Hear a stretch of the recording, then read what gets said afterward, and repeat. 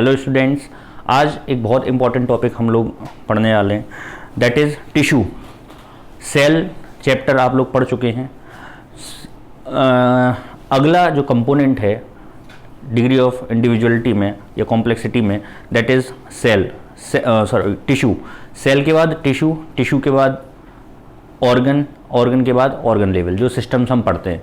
तो टिश्यू आप सब लोग जानते हैं, पहले आपने क्लासेस में सुन रखा है tissue term. What is tissue? क्या समझते हैं आप टिश्यू से? Tissue is group of cells. Group of cells is said to be tissue. क्या ये कंप्लीट डेफिनेशन है? Group of cell is tissue. Group of cell performing similar function is said to be tissue. Cells का ऐसा group जो similar function perform करता हो उसको हम टिश्यू बोलते हैं। जैसे अगर कुछ बच्चे, group of students is not always said to be class.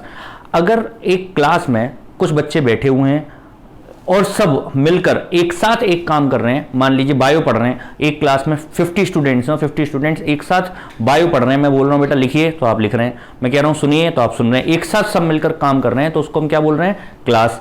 लेकिन अगर मान लीजिए कि एक क्लास में 50 बच्चे बैठे हुए हैं, कोई फिजिक्स पढ़ रहा है, कोई केमिस्ट्री पढ़ रहा है, कोई बायो पढ़ रहा है, कोई हिंदी पढ़ रहा है, कोई एसएसटी पढ़ रहा है, और मैं क्लास में ऐसे ही घूम रहा हूं, तो क्या वो कहा जाएगा कि क्लास हो रही है? बिल्कुल नहीं। ग्रुप ऑफ स्टूडेंट्स तो है लेकिन सिमिलर फंक्शन नहीं कर रहे, इसलिए उसको हम क्लास नहीं कह सकते। इसी तरीके से यहां पर group of cells performing similar function, group of cells performing similar function but having interstitial fluid in it, उसके अंदर इंटरस्टिशियल फ्लूइड हो तो हम उसको क्या बोलेंगे? टिश्यू। चलिए स्टार्ट करते हैं। टिश्यू क्या बोलेंगे? Group of cell performing similar function and having interstitial fluid in it is said to be tissue. Is said to be tissue. Group of cell performing similar function having it interstitial fluid in it is said to be tissue. उसको हम क्या बोलेंगे बेटा? Tissue. ये जो term है, अच्छा अब हम क्या पढ़ रहे हैं बेटा? बायो तो पढ़ ही रहे हैं। बायो में क्या पढ़ रहे हैं? टिश्यू। बायो की वो ब्रांच जिसमें हम टिश्यू के बारे में पढ़ते हैं उसको बोलते हैं हिस्टोलॉजी। क्या बोलते हैं बेटा? Histology. And the term given by Mayer, term given by Mayer, ये पूछा जाता है किसने टर्म दिया? That is given by Mayer. Histology, what is histology? Study of tissue is said to be histology. Please आप नोट साथ साथ बनाते जाएं। लॉकडाउन की कोई स्थिति पता नहीं है कि कब तक लॉकडाउन हो। सुनने में ये आ रहा है कि सितंबर तक भी चल सकता है, जून जुलाई अगस्त सितंबर भी चल सकता है। तो आप इस गलतफहमी में ना रहें कि जब कोचिंग खुलेगी, इंस्टीट्यूट खुलेगा तब हम जाएंगे फिर हमें नोट्स बनवाए जाएंगे। वो टाइम नहीं रहेगा। जब आप आएंगे तो सिर्फ एक रिवीजन करवाया जा सकता है, क्योंकि हमारे पास ना आपके पास टाइम इतना होगा कि हम बिल्कुल इनिशियल स्टेज से कोई भी टॉपिक हम पढ़ सकें। तो प्लीज़ जो जो आपको पढ़ाया जा रहा है इसको सीरियसली लें और साथ साथ नोट्स बनाएं इसके। बिल्कुल देखिए बेटा, group of cell performing similar function and having interstitial fluid in it is said to be tissue, and the study of tissue is said to be histology and the term given by Mayer. Tissue, अब हम पढ़ते हैं types of tissue. Tissue दो category में divide करा गया है, plant tissue and animal tissue. वो टिश्यू जो प्लांट से प्रेजेंट होता है, जो प्लांट्स को मिलकर बनाता है, उसको हम प्लांट टिश्यू कहते हैं, और वो टिश्यू जो एनिमल्स में प्रेजेंट होता है उसको हम बोलते हैं एनिमल टिश्यू। अब हम बात करते हैं सबसे पहले प्लांट टिश्यू की।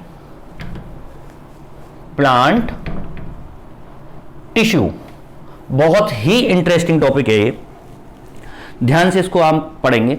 प्लांट टिश्यू का मतलब, प्लांट टिश्यू में बेसिकली दो कैटेगरी में हम इसको डिवाइड करते हैं on the basis of division. Plants के अंदर कुछ सेल्स ऐसे होते हैं जो, पहले मैं यहां पर एक फ्लो चार्ट बनाऊंगा और फिर सारे पूरे जितने भी टाइप के टिश्यूज इसके अंदर हैं उन सबको यहां पर बोर्ड पर हम लिख रहे हैं, फिर एक एक करके हम उनको पढ़ेंगे डिटेल में और चैप्टर हमारा कंप्लीट हो जाएगा।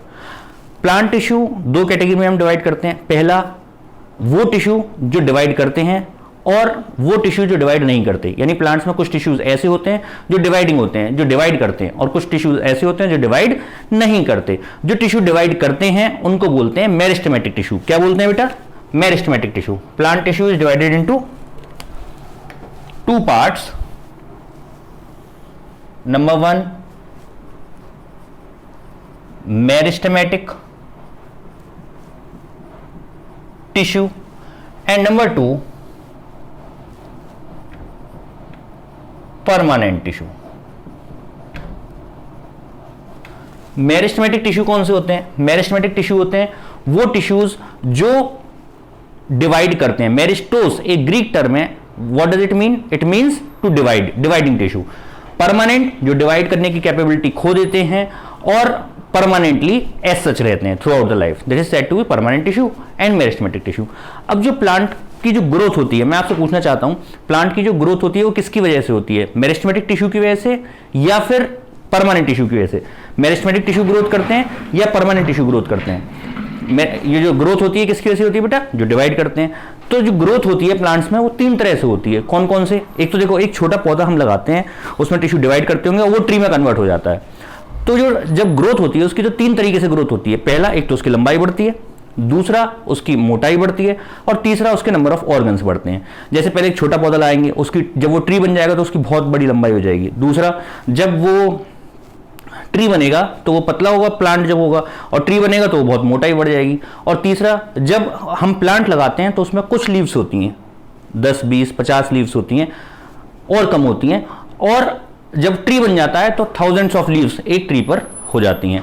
तो क्या क्या चीजें बढ़ती हैं? नंबर ऑफ ऑर्गन्स बढ़ते हैं, लंबाई बढ़ती है, लेंथ बढ़ती है, और उसकी गिर्थ यानी चौड़ाई बढ़ती है, यानी मोटाई बढ़ती है उसकी।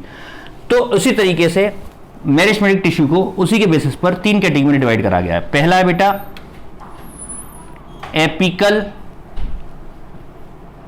मेरिस्टेम, दूसरा लेटरल मेरिस्टेम, और तीसरा है बेटा intercalary meristem. Apical meristem, lateral meristem and intercalary meristem. Apical meristem किसे बोलेंगे? What is apical meristem? Apical meristem जो टिप्स पर प्रेजेंट होती है, यानी जिसकी वजह से लेंथ इंक्रीज होती है। रूट की टिप पर और शूट की टिप पर जो टिप्स पर प्रेजेंट होती है उसको बोलते हैं हम एपिकल मेरिस्टेम। लेटरल मेरिस्टेम किसे बोलते हैं? जो पेरिफेरी पर, लेटरल यानी किनारी पर प्रेजेंट होती है, जिसकी वजह से उसकी मोटाई बढ़ती है। बेटा 2 चीजें होती है, एक तो हम कोई चौकोर चीज हो, रेक्टेंगुलर शेप में हो या स्क्वायर शेप में, तो हम उसकी बोलेंगे लेंथ एंड ब्रेथ। लेकिन कोई गोलाई में हो तो उसको बोलेंगे गिर्थ, GIRTH, गिर्थ। तो लेटरल मेरिस्टेम पेरिफेरी पर होती है, उसकी मोटाई बढ़ाती है, तो हम बोलेंगे इट इंक्रीजेज इट्स गिर्थ। और इंटरकैलरी किसे बोलते हैं? इंटर मतलब बीच में, कैलरी मतलब ऑर्गन्स के बीच में। जैसे मान लीजिए इंटरनोड्स पर प्रेजेंट होती है। इंटरनोड जैसे यहां पर एक ये ट्री है और एक ब्रांच यहां पर है और एक ब्रांच यहां पर है, तो इनके बीच में एक ऑर्गन ये रहा, एक ऑर्गन ये रहा, इनके बीच में जो यहां पर नोड प्रेजेंट है उसको बोलेंगे इंटरनोड। और इंटरनोड पर यहां पर प्रेजेंट होगी और एक और ब्रांच डेवलप कर देगी, तो ये जो मेरिस्टेम होगी, इसको मेरिस्टेमेटिक टिश्यू होगा, इसको हम बोलेंगे इंटरकैलरी मेरिस्टेम। तो यहां पर हम इसको लिखते हैं एपिकल मेरिस्टेम। इट कहां पर प्रेजेंट होती है? इट प्रेजेंट ऑन, या एक काम करते हैं पहले इसका क्लासिफिकेशन कर लेते हैं, फिर इसको डिटेल में हम लिखेंगे एक एक करके। ठीक, एपिकल मेरिस्टेम, लेटरल मेरिस्टेम और इंटरकैलरी मेरिस्टेम, ये तो 3 हो गई। मैंने आपको बताया टिप्स पर प्रेजेंट होती है। लेटरल मेरिस्टेम कहां पर प्रेजेंट होती है? पेरीफेरी पर। और इंटरकैलरी मेरिस्टेम कहां पर प्रेजेंट होती है बेटा? On the internodes, in the internodes. देखिए परमानेंट टिश्यू कितने टाइप का होता है? परमानेंट टिश्यू 2 टाइप का। कौन कौन से? Simple permanent tissue and complex permanent tissue. Simple permanent tissue and complex permanent tissue. Simple permanent tissue कौन से होते हैं और कॉम्प्लेक्स परमानेंट। परमानेंट तो आप समझिएगा जो डिवाइड नहीं करते, और कॉम्प्लेक्स परमानेंट कौन, और सिंपल और कॉम्प्लेक्स कौन से। सिंपल वो होते हैं वो वाले परमानेंट टिश्यू जिनके सारे सेल्स सिमिलर हों, जिनके सारे सेल्स सिमिलर हों, similar in shape and function. Complex permanent tissue जिसके सारे सेल्स डिफर हों, शेप में डिफर हों, लेकिन फंक्शन लगभग सबका सेम हो, तो उसको हम क्या बोलेंगे, कॉम्प्लेक्स परमानेंट टिश्यू। जैसे मान लीजिए मैं एक क्लास में सभी क्लास 9th के बच्चों को अगर पढ़ा रहा हूं या 11th के बच्चों को अगर पढ़ा रहा हूं, तो वो सारे बच्चे एक से हैं, एक टॉपिक पढ़ रहे हैं, तो वो हो गई simple class.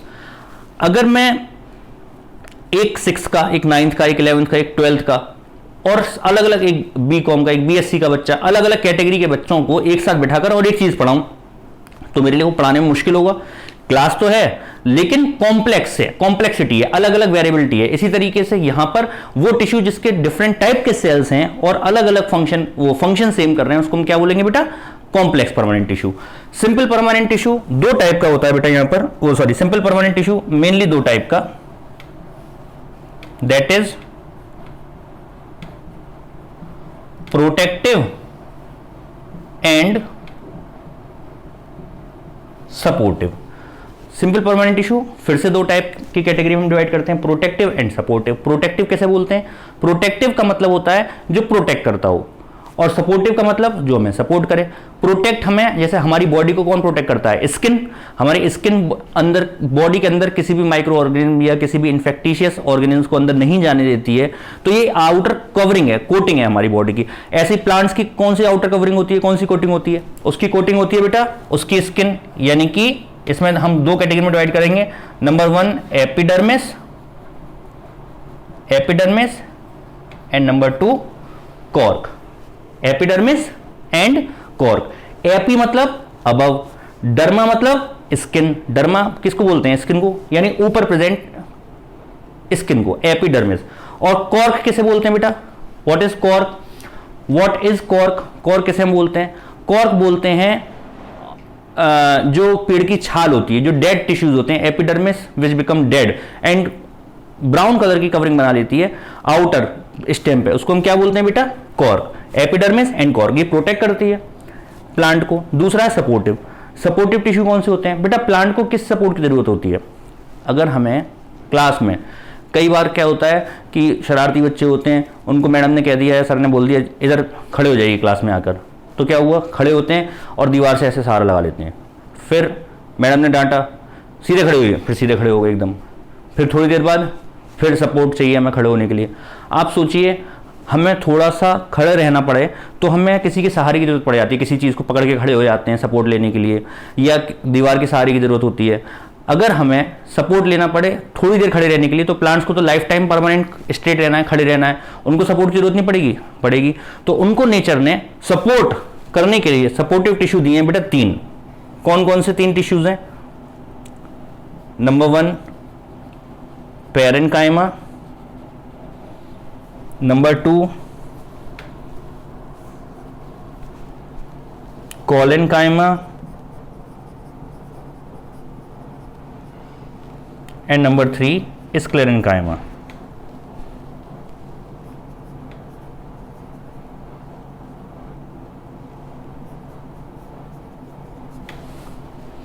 Parenchyma, collenchyma and sclerenchyma, ये 3 टिश्यू होते हैं जो सपोर्टिव टिश्यू होते हैं।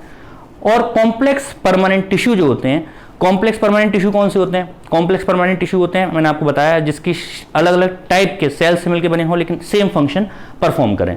कॉम्प्लेक्स परमानेंट टिश्यू को हम डिवाइड करते हैं 2 कैटेगरी में, कौन कौन सी हैं, these are xylem and complex permanent tissue.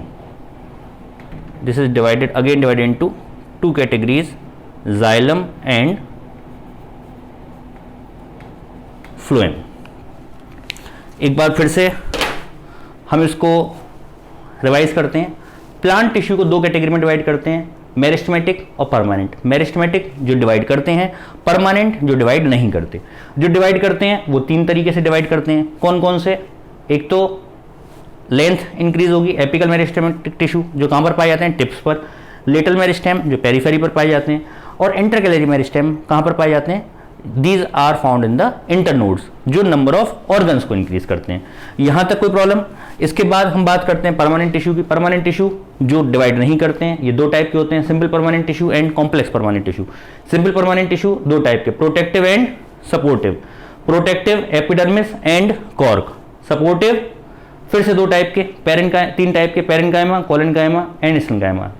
Complex permanent tissue दो टाइप के, जाइलम एंड फ्लोएम।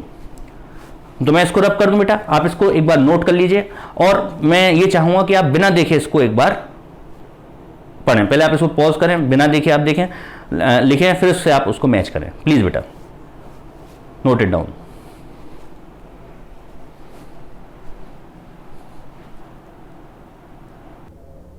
हो गया बेटा? अब हम स्टार्टिंग से पढ़ते हैं। सबसे पहले हम पढ़ेंगे फिर से मेरिस्टेमेटिक टिश्यू इन डिटेल। क्या क्या कैरेक्टरिस्टिक होते हैं मेरिस्टेमेटिक टिश्यू के? मेरिस्टेमेटिक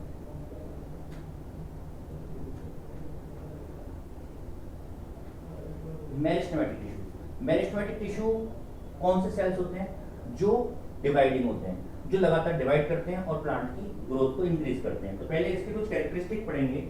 इसके जो सेल्स होते हैं, इसके सेल्स बहुत स्मॉल और थिन वॉल्ड होते हैं। कैसे होते हैं?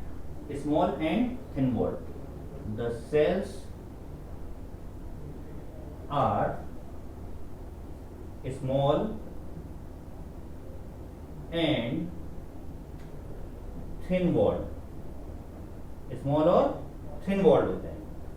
नंबर 2, ये जो सेल्स होते हैं बेटा, ये बहुत क्लोजली पैक्ड होते हैं विदाउट इंटरसेलुलर स्पेस। इसमें कोई भी किसी भी तरह की इंटरसेलुलर स्पेस प्रेजेंट नहीं होती। नेक्स्ट पॉइंट लिखेंगे, the cells are closely packed without intercellular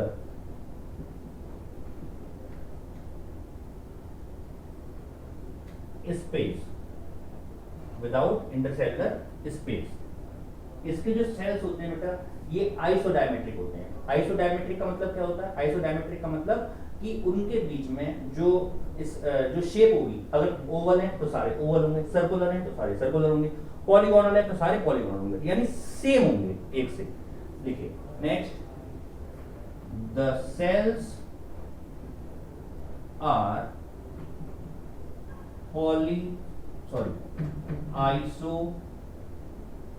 isodiametric in shape. Isodiametric in shape. That is, they may be polygonal, oval or rounded in shape. Isodiametric का मतलब है कि वो उनकी लेंथ, ब्रेथ और हाइट जो है सेम होती है, और आइसोडायमेट्रिक, और शेप पॉलीगोनल भी हो सकती है, ओवल भी हो सकती है और राउंडेड भी हो सकती है। चाहे तो आप इसे एक पॉइंट में लिख लें या दो पॉइंट में लिख लें। The cells are isodiametric. इसके आगे आप ये भी लिख सकते हैं, they have identical length, breadth and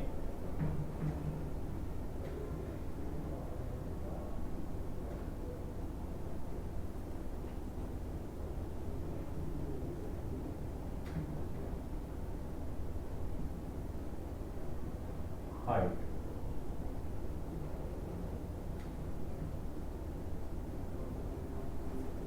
shape में आप लिख सकते हैं,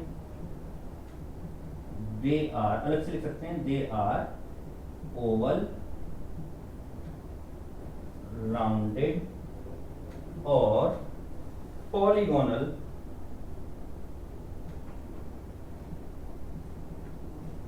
इन शेप।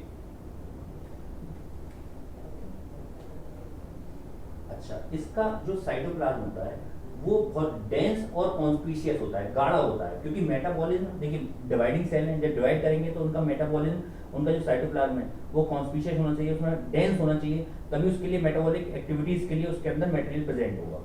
तो नेक्स्ट पॉइंट हम लिखेंगे देयर साइटोप्लाज्म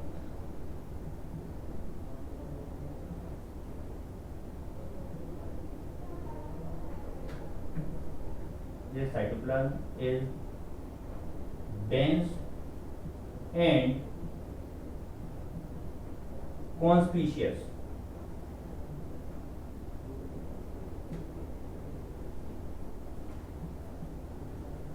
जो इसकी वैक्यूल होती है, प्लांट सेल के अंदर वैक्यूल होगी या नहीं होगी बताइए? सबसे लार्जेस्ट सेल ऑर्गेनल कौन सी होती है प्लांट सेल के अंदर? Largest cell organelle is vacuole. अब प्लांट के अंदर मैं पूछूं वैक्यूल होगी या नहीं होगी बताइए? वैक्यूल का काम क्या होता है? स्टोर करना।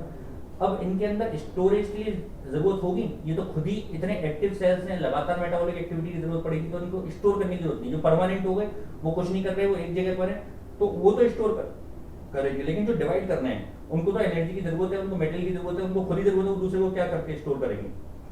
तो इसका जो वैक्यूल होता है वो बहुत छोटा होता है या फिर लगभग एब्सेंट होता है। Vacuole is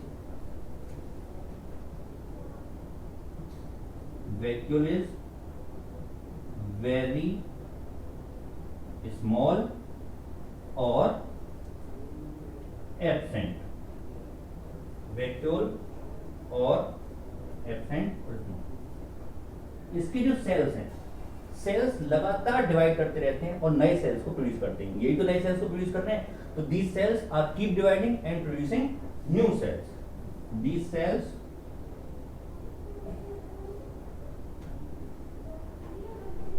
are keep dividing and producing new cells। तो ये पॉइंट्स हैं। अच्छा, इसमें एक पॉइंट और ऐड कर सकते हैं कि जो सेल डिवाइड करने की कैपेबिलिटी छोड़ देते हैं, खो देते हैं, वो बाद में बन जाते हैं, वही मेरिस्टेमेटिक टिश्यू बन जाते हैं परमानेंट। परमानेंट शुरू से तो परमानेंट नहीं होंगे, जब प्रोड्यूस हुए होंगे तो मेरिस्टेमेटिक हुए होंगे, और फिर धीरे धीरे वो कैपेबिलिटी खो देते हैं डिवाइड करने की, और फिर क्या बन जाते हैं? Permanent cells. नेक्स्ट पॉइंट लिखिए, those cells which lost their capability to divide become permanent cells or tissues or form permanent tissues। Okay बेटा, इसको आप नोट करिए प्लीज।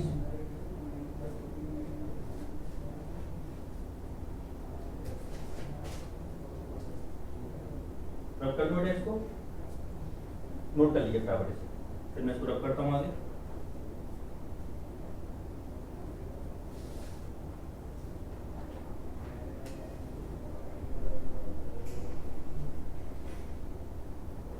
ओके बेटा,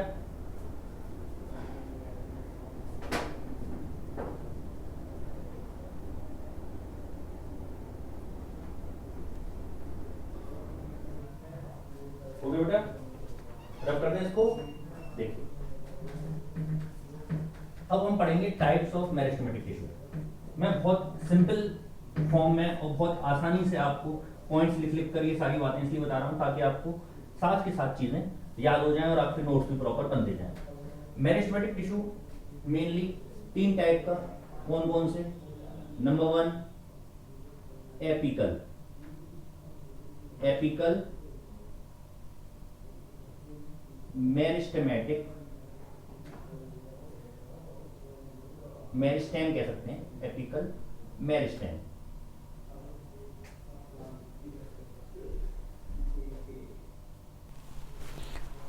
तो number 1 is apical meristem. Number 2 कौन सा है बेटा? Lateral meristem. लेटरल मेरिस्टेम मैं बहुत स्लो स्लो आपको पढ़ा रहा हूं, जिससे कि आपको प्रॉपर नोट्स बनाने का साथ साथ मेरे, और इसको याद करने का, समझने का। ये देखिए इंफॉर्मेटिव है, कॉन्सेप्चुअल तो बहुत कम है, इंफॉर्मेशन आपको मिल रही है। जैसे आज शाम को बारिश हुई, तो बारिश हुई तो ये तो इन्फॉर्मेशन है, आपको ये याद करनी है, इसमें कोई कॉन्सेप्ट नहीं है। इसी तरीके से यहां पर इन्फॉर्मेशन है कि 3 टाइप के होते हैं, apical meristem, lateral meristem and intercalary meristem, intercalary meristem. अब एपिकल मेरिस्टेम कहां पर प्रेजेंट होती है?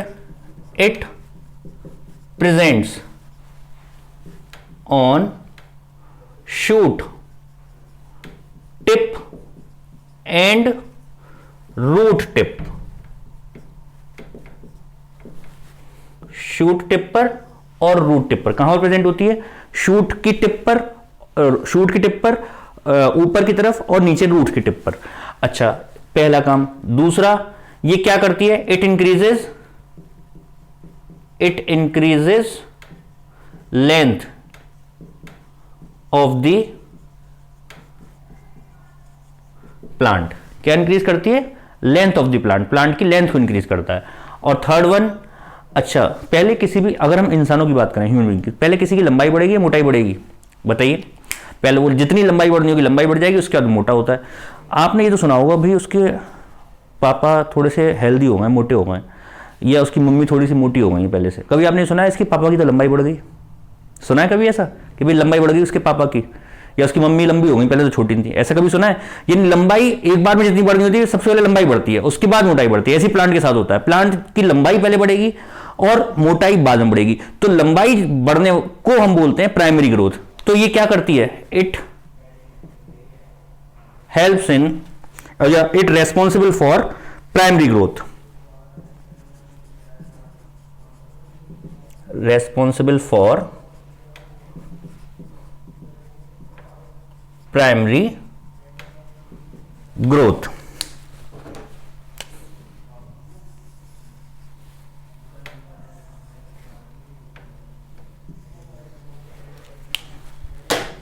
लेटरल मेरिस्टेम, लेटरल मेरिस्टेम कहां पर प्रेजेंट होती है? यहां इसको भी लिख सकते हैं, इट इंक्रीजेस लेंथ। 3 पॉइंट्स मैंने आपको बताए। लेटरल मेरिस्टेम कहां पर प्रेजेंट होती है? It present on periphery, periphery पर प्रेजेंट होती है। It increases गिर्थ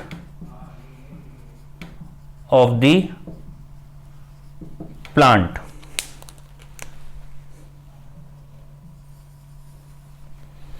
गिर्थ of the plant यानी चौड़ाई, मोटाई को उसकी बढ़ाती है। And responsible for secondary growth, responsible for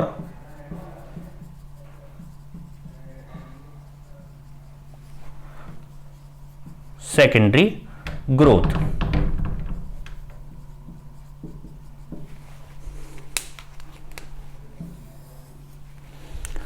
intercalary meristem कहां पर प्रेजेंट होती है? In between internodes. It is present in between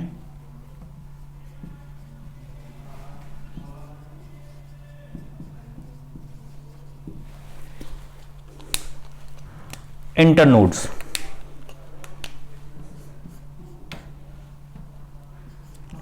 It increases number of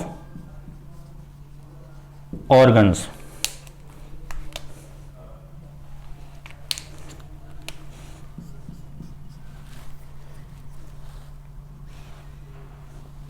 It is responsible for secondary growth. इसको भी हम बोलेंगे सेकेंडरी ग्रोथ, सेकेंडरी ग्रोथ। तो इन points को आप लिख लीजिए बेटा, ये तीनों पॉइंट्स हम डिस्कस कर चुके हैं, इसको एज सच आप नोट कर लीजिए प्लीज।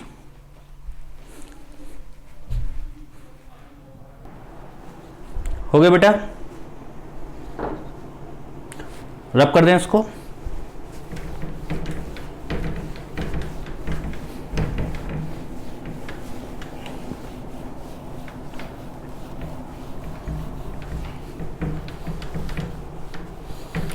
इसके बाद सेकंड है बेटा permanent tissue. What is that? Permanent tissue.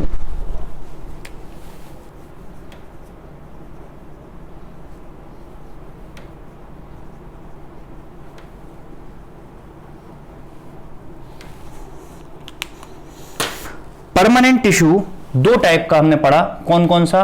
Simple permanent, simple permanent tissue, and second is complex permanent tissue. हम डिस्कस कर चुके हैं इसको। सिंपल परमानेंट जिसके सारे सेल्स सिमिलर हों, और कॉम्प्लेक्स परमानेंट जिसके सारे सेल्स डिफर टाइप के हों। अब यहां पर सिंपल परमानेंट फिर से हमने बताया था दो टाइप का होता है। कौन कौन से दो टाइप का होता है simple permanent? Number 1 protective, and number 2, number A हम सोच सकते हैं protective and be supportive. Permanent tissue दो टाइप का, simple permanent, complex permanent. Meristematic tissue हम समझ चुके हैं, कोई भी इसमें प्रॉब्लम नहीं है, बहुत सिंपल था। ये भी बहुत सिंपल है। सिंपल परमानेंट टिश्यू दो टाइप का, प्रोटेक्टिव एंड सपोर्टिव। प्रोटेक्टिव कौन सा होता है? जो प्रोटेक्ट करता है। It is of again of two type. What are these? Number 1 epidermis and number 2 is cork. Epidermis and cork.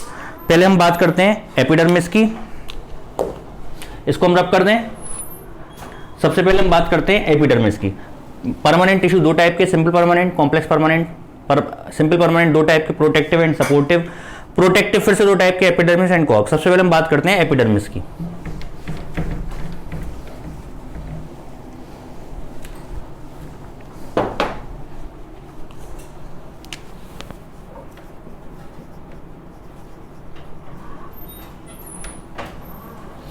Epidermis, जैसे कि नाम से पता लग रहा है, एपी एंड डर्मिस। एपी मतलब above and derma means skin.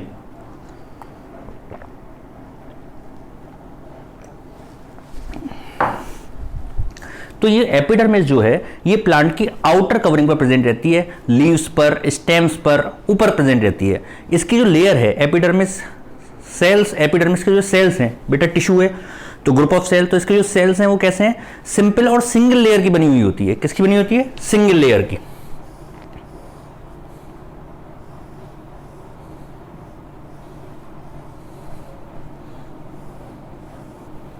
Single layer की, इसको हम बोलते हैं यूनिसेरिएट लेयर। क्या बोलते हैं बेटा? Uniseriate layer. तो या हम इसको पहला पॉइंट लिख सकते हैं, it is made up of, it is simple language में हम लिखना चाहें तो it is made up of single layer of cells, और you can say uniseriate layer. अच्छा, ये यूनिसेरिएट लेयर होती है बेटा, यूनिसेरिएट। अच्छा, अगर सबसे सिंपल एक लेयर है तो किसी के ऊपर, जैसे आपने देखा होगा कभी आपने दीवार को बनते हुए देखा है, चिनाई होती हुई देखी है, उसमें क्या होता है कि पहले मसाला लगाया जाता है, उसके ऊपर ईंटें रखी जाती हैं, फिर उसके ऊपर मसाला लगाया गया, फिर ईंटें लगाएंगे, फिर मसाला लगाया गया, फिर ईंटें लगाएंगे। इस तरीके से होती है। यहां पर एक वो लेयर जिस पर एपिडर्मिस प्रेजेंट रहती है उसे बोलते हैं बेसमेंट लेयर। क्या बोलते हैं बेटा? Basement layer. यहां पर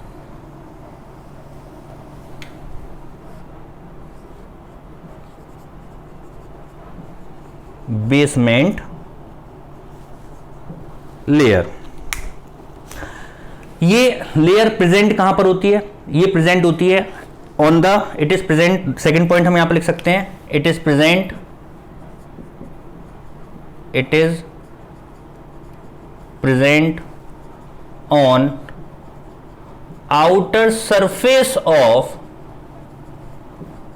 leaves, roots, stems, flowers etcetera. इसके आउटर सरफेस से प्रेजेंट होती है। अच्छा, ये जो एपिडर्मल सेल्स होते हैं ये एक वैक्सी सब्सटेंस सिक्रीट करते हैं जिसको हम बोलते हैं क्यूटिन। क्या बोलते हैं? क्यूटिन एक वैक्सी सब्सटेंस, और वो क्यूटिन जो है मोम की तरह एक सब्सटेंस होता है जो यहां से सिक्रीट होता है, क्यूटिन सब्सटेंस, और इसके ऊपर एक वाटरप्रूफ वैक्सी लेयर बना लेता है एपिडर्मिस के ऊपर, जिसको हम बोलते हैं क्यूटिकल। क्यूटिकल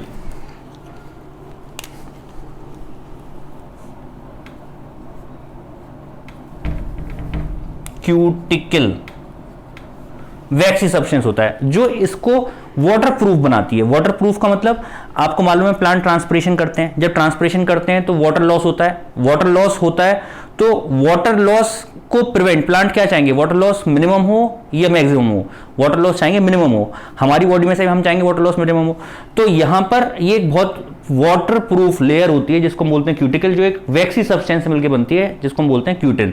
अच्छा, जो जीरोफाइट्स होते हैं, दो कई तरह के प्लांट्स होते हैं, एक तो जो पानी में रहने वाले प्लांट्स होते हैं हाइड्रोफाइट्स, एक लैंड पर रहते हैं, और एक आपने देखा होगा डेजर्ट एरिया में जीरोफाइट्स जिनको हम बोलते हैं, जैसे कैक्टस का प्लांट है, तो उनको तो पानी की बहुत कमी है, तो वो क्या चाहेंगे, पानी का नुकसान कम से कम हो, तो वहां पर क्यूटिकल की लेयर बहुत थिक होती है जीरोफाइट्स में, और एफीफाइट्स सॉरी हाइड्रोफाइट्स जो होते हैं उसमें बहुत थिन होती है क्योंकि उनमें पानी की कोई कमी नहीं है। तो हम यहां पर लिख सकते हैं next point,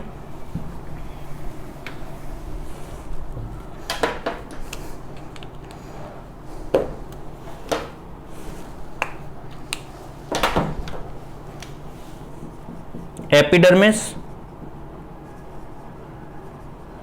is covered from outside by a waxy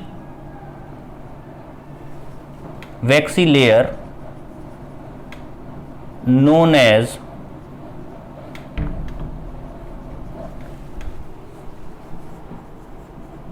cuticle, which is made up of a waxy substance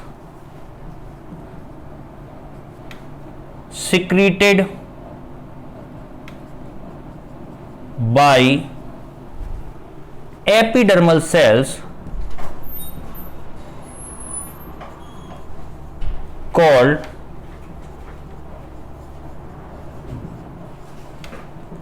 cutin. किससे मिलकर बना होता है बेटा, क्यूटिन से। जैसा कि मैंने आपको बताया, क्यूटिन जो है क्यूटिकल किस में थिक होती है, जीरोफाइट्स में। It is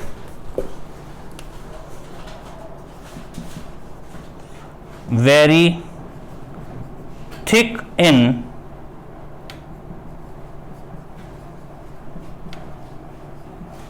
xerophytes and thin in hydrophytes। ये क्वेश्चन यहां से कंपटीशन में कई बार पूछा गया है कि जीरोफाइट्स में सबसे थिक किस में पाई जाती है, अलग अलग प्लांट्स के नेम से पूछा जा सकता है, या डायरेक्ट जीरोफाइट और हाइड्रोफाइट्स कहा जा सकता है। इसके सेल्स कैसे होते हैं बेटा, एपिडर्मिस के, लिखिए the cells of epidermis are elongated, flattened and are present end to end without intercellular space, without intercellular space. अच्छा, यहां पर जो एपिडर्मिस के जो सेल्स हैं उसमें बिल्कुल भी स्पेस नहीं होती, लेकिन इनके बीच में, जैसे एपिडर्मिस के सेल्स, इंटरसेलुलर स्पेस तो है नहीं बेटा इनके अंदर, लेकिन बीच में कई जगह माइन्यूट पोर्स प्रेजेंट होते हैं। माइन्यूट पोर्स, बीच बीच में पोर्स प्रेजेंट होते हैं सेल्स के बीच में। These pores are said to be stomata. क्या बोलते हैं बेटा इसको, स्टोमेटा, बीच बीच में स्टोमेटा प्रेजेंट होते हैं जो गैसियस एक्सचेंज के लिए जरूरी होते हैं, गैसियस एक्सचेंज के लिए जरूरी होते हैं, ट्रांसपिरेशन के लिए जरूरी होते हैं और exchange of O2 and CO2 के लिए जरूरी होते हैं। ये जो सेल्स होते हैं स्टोमेटा के दोनों तरफ जो सेल्स प्रेजेंट होते हैं उनको हम बोलते हैं गार्ड सेल्स। इसको मैं अलग से डिफाइन करूंगा, आप इतना पहले नोट कर लीजिए प्लीज, और फिर इसको मेरे को रब करना पड़ेगा, इसके बाद फिर मैं आपको दूसरा बताता हूं किस तरीके से स्टोमेटा इसमें डिवाइड करते हैं। Please note it down.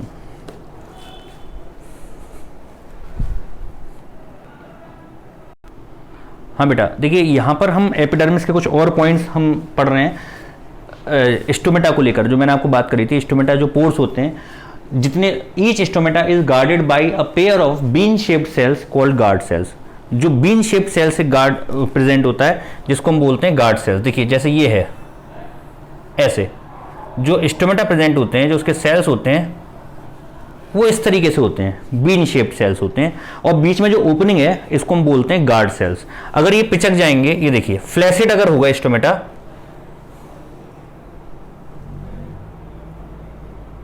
तो हम बोलते हैं स्टोमेटा आर क्लोज। ये है open stomata, this is stomata, open stomata, and this is closed stomata, this is closed stomata. ये कहा जाता है, ये मैं आपको समझा रहा हूं mechanism of opening and closing of stomata. यहां पर स्टोमेटा दिन के टाइम में तो ओपन हो जाते हैं और रात में बंद हो जाती हैं अपने आप। सभी प्लांट्स में नहीं, कुछ प्लांट्स में रात में भी ओपन होते हैं। इसको आप पढ़ेंगे आगे क्लासेस में कि कौन से ऐसे प्लांट्स होते हैं जिनमें रात में भी स्टोमेटा ओपन होते हैं, दिन में बंद होते हैं। लेकिन यहां पर जनरली जो हम बात करते हैं, स्टोमेटा डे टाइम में ओपन होते हैं और नाइट में क्लोज हो जाते हैं। मैं आपको बताना चाहता हूं क्यों होता है ऐसा। देखिए ध्यान से समझिएगा, आपने सेल चैप्टर में आपने पढ़ा था हाइपरटोनिक और हाइपोटोनिक। अब यहां पर अगर मान लीजिए अभी ये सेल्स हैं, दो सेल्स में यहां पर जो सॉल्यूशन है ये और बाहर का, इन सेल्स के बाहर का, यानी जो इंटरस्टिशियल फ्लूइड है, सेल्स के बीच में और बाहर जो फ्लूइड है वो सेम है, दोनों की जो कंसंट्रेशन है सॉल्यूशन की सेम है। ध्यान से समझना बेटा, ये दो सेल्स हैं और इनकी कंसंट्रेशन बिल्कुल सेम है। अब यहां पर फोटोसिंथेसिस, रात में फोटोसिंथेसिस होती है, दिन में होती है, दिन में फोटोसिंथेसिस होती है। जब दिन में फोटोसिंथेसिस होगी तो फोटोसिंथेसिस की जो प्रोडक्ट होगा वो क्या होगा, क्या बनाएगा फोटोसिंथेसिस में, ग्लूकोज। तो यहां पर ग्लूकोज की लेवल बढ़ेगा सेल्स के अंदर। यहां पर फोटोसिंथेटिक सेल्स होते हैं। देखिए यहां पर हमने लिखा है the guard cells are the only cells which possesses chloroplast, the rest being colourless. बाकी के कैसे होते हैं, कलरलेस होते हैं। एपिडर्मिस के सिर्फ गार्ड सेल्स होते हैं जो फोटोसिंथेसिस करते हैं। तो यहां पर जो गार्ड सेल्स हैं, यहां पर क्लोरोप्लास्ट होगा, फोटोसिंथेसिस करेंगे तो यहां पर क्या बनाएंगे, ग्लूकोज। अब जो ग्लूकोज बनाएंगे तो पहले बाहर का और अंदर का सॉल्यूशन सेम था, जैसी फोटोसिंथेसिस होनी शुरू हुई अंदर सॉल्यूशन कैसा हुआ, हाइपरटोनिक, क्योंकि अंदर सॉल्यूट की कंसंट्रेशन बढ़ गई, चीनी बढ़ गई या नमक बढ़ गया या ग्लूकोज बढ़ गया, कोई भी सॉल्यूट की कंसंट्रेशन बढ़ गई यहां पर। और यहां पर जब सॉल्यूट की कंसंट्रेशन बढ़ जाएगी तो बाहर का सॉल्यूशन, अंदर का सॉल्यूशन कैसा हो गया, हाइपरटोनिक, और बाहर का कैसा हुआ, हाइपोटोनिक।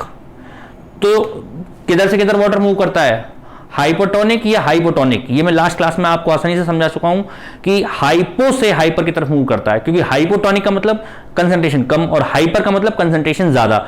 अगर सॉल्यूट की कंसंट्रेशन कम है, तो हाइपो, और सॉल्यूट की कंसंट्रेशन कम है तो क्या, किसका अमाउंट ज्यादा हुआ, वाटर का। तो वाटर का अमाउंट ज्यादा कहां है, बाहर। तो यहां पर हो गई हाइपर और बाहर है हाइपो।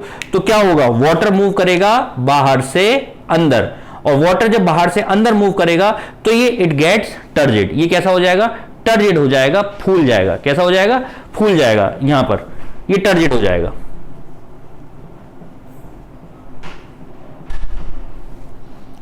ये टर्जिड हो जाएगा, और टर्जिड होने के बाद ये स्टोमेटा ओपन हो जाएंगे। समझ में आ रही है बेटा बात, ये स्टोमेटा गेट ओपन। और अगर जब जैसे जैसे ग्लूकोज यूटिलाइज होते जाता है, फोटोसिंथेसिस कम होती चली जाती है, ग्लूकोज यूटिलाइज, ये फिर से पिचक जाता है। क्यों पिचक जाता है, क्योंकि बाहर से अंदर से बाहर की तरफ पानी आने लगता है, प्लांट्स फोटोसिंथेसिस कम होने लगती है, और इस तरह से स्टोमेटा क्लोज हो जाते हैं। तो ये था स्टोमेटा क्लोजिंग एंड ओपनिंग, कैसे किस तरीके से स्टोमेटा ओपन होता है और क्लोज होता है। रब कर दें इसको।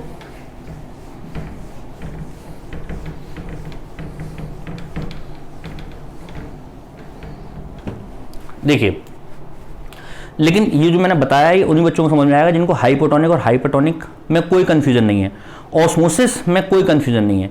जो मेरी सेल की क्लास 5th थी, 5th क्लास में टॉपिक नंबर 5 था शायद, जिसमें मैंने सॉल्यूशन के बारे में डिस्कस करा, उसमें बहुत डिटेल में मैंने आपको समझाया है। जिन बच्चों ने नहीं देखा है वो प्लीज़ ज़रूर देख लें उस टॉपिक को, बिना उसके ये जो मैंने आपको समझाया समझ में नहीं आएगा, और जिनको समझ में आता होगा उनको आसानी से समझ में आ गया होगा। ये देखिए यहाँ पर मैंने 2 बातें करी। तीसरी बात, एपिडर्मिस का मेन फंक्शन क्या है? प्रोटेक्ट करना, प्लांट को प्रोटेक्ट करना, डेसिकेशन से बचाना। तो हम यहाँ पर लिखेंगे epidermis is to protect, epidermis is to protect plant from desiccation and infection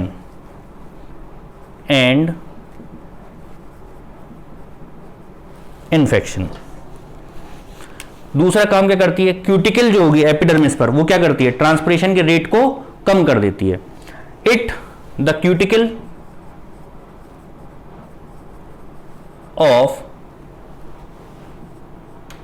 epidermis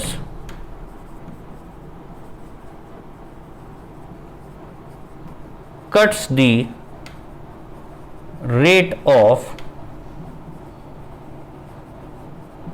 transpiration के रेट को कम कर देती है।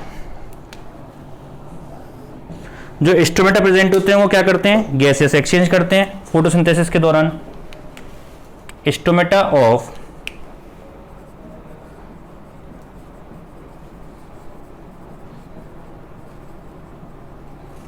epidermis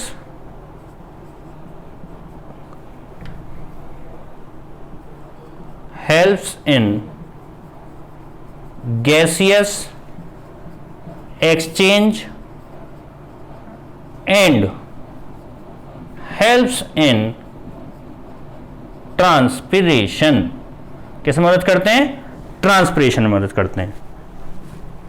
ठीक है बेटा, ये कुछ पॉइंट्स हुए एपिडर्मिस के, और इस तरीके से एपिडर्मिस कंप्लीट हुई यहां पर। अब हमको नेक्स्ट टॉपिक जो पढ़ना है दैट इज कॉर्क। एक बार फिर से मैं आप चाहें तो रिपीट कर सकता हूं। Each stomata is guarded by pair of bean shaped cells called guard cells. Guard cells are the only cells which possesses chloroplast and rest are being colourless. सिर्फ इन्हीं में क्लोरोप्लास्ट होता है, सिर्फ ये फोटोसिंथेसिस करते हैं। The main function of epidermis is to protect the plant from the desiccation and infection and the cuticle of epidermis cuts the rate of transpiration. The stomata of epidermis helps in the gaseous exchange and helps in transpiration। ठीक है बेटा, इसको आप लिख लीजिए यहां तक, फिर आगे पढ़ते हैं इसके बाद।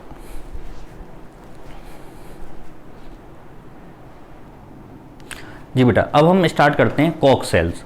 कॉर्क सेल्स प्रोटेक्टिव प्लांट्स के 2 पार्ट थे protective, number 1 epidermis and number 2 cork. वो एपिडर्मिस जो डेड हो जाती है और बिल्कुल किनारी पर जो बाहर की तरफ ब्राउन कलर की जो एक छाल पेड़ की हम बोलते हैं वो जो बना लेते हैं उसको कॉर्क या फैलम बोलते हैं। कॉर्क सेल्स जो होते हैं वो डेड होते हैं, इम्परमेबल होते हैं, क्योंकि उसके ऊपर कॉर्क सेल्स के ऊपर एक वैक्सी सब्सटेंस, जैसे एपिडर्मिस के ऊपर लिग्निन का डिपोजिशन होता है, क्यूटिन का डिपोजिशन होता है, इसी तरीके से इसके ऊपर एक वैक्सी सब्सटेंस का डिपोजिशन होता है जिसको हम बोलते हैं सुबरिन। सुबरिन वैक्सी सब्सटेंस होता है जो प्लांट्स में वाटर के लिए इम्परमेबल होता है। आपने देखा होगा अगर हम कोई भी लकड़ी पानी में डाल दें तो लकड़ी गल जाती है, नहीं गल जाती, फूल जाती है। लेकिन प्लांट्स हजारों सालों तक लगातार, सौ सालों तक, 100 ऑफ ईयर्स तक खड़े रहते हैं, बारिश होती है लेकिन वो गलते नहीं है। क्यों नहीं गलते? क्योंकि उनकी कॉर्क के ऊपर डिपोजिशन होता है, किसका? वैक्सी सब्सटेंस का डिपोजिशन होता है, जिसकी वजह से वो इम्परमेबल हो जाती है, वाटर को अंदर एब्जॉर्ब नहीं करने देती। देखिए, in older roots and stems cork और फैलम, ओल्डर रूट्स और stem tissues at periphery become the cork cells और फैलम। जो किनारी के टिश्यूज होते हैं वो पेरीफेरी पर क्या बन जाते हैं बेटा? कॉर्क या phellem. Cork cell is made up of dead cells, ये dead cells with the thick walls and do not have intercellular space. इनके सेल्स में कोई भी इंटरसेलुलर स्पेस नहीं होती। Cell walls have the deposition of waxy substance called, क्या बताया हमने? सुबरिन। सुबरिन का डिपोजिशन होता है यहाँ पर, मेड अप ऑफ, यहाँ पर लिखिए dead cells with thick walls do not have intercellular spaces। Cork sales become impermeable to water, impermeable होता है वाटर के लिए, क्यों? डिपोजिशन ऑफ सुबरिन की वजह से। सेल्स आर, इधर देखिए, सेल्स आर विदाउट प्रोटोप्लाज्म। कैसा होता है? विदाउट प्रोटोप्लाज्म, कोई प्रोटोप्लाज्म नहीं होता क्योंकि डेड होता है, but are filled with resin and tannins. ये भी हार्ड सब्सटेंस होते हैं, प्लांट प्रोडक्ट्स होते हैं, वो इनके अंदर फिल रहते हैं। It is protective in nature, in function, prevent desiccation, infection and mechanical injury से ये प्रोटेक्ट करता है। इम्परवियसनेस, लाइट, इसकी क्या क्या प्रॉपर्टीज होती हैं जिसकी वजह से इसकी कमर्शियल वैल्यू होती है, यानी बिकता है मार्केट में, लकड़ी ये बिकती है। और स्पोर्ट्स गुड्स बनाने में, जैसे क्रिकेट की बॉल, टेबल टेनिस, साइकिल के पेडल्स, ये बनाने में ये इस्तेमाल होता है। Impervious, lightness, toughness, compressibility and elasticity make the cork commercial value, commercially valuable बनाती है इनको। ठीक है बेटा।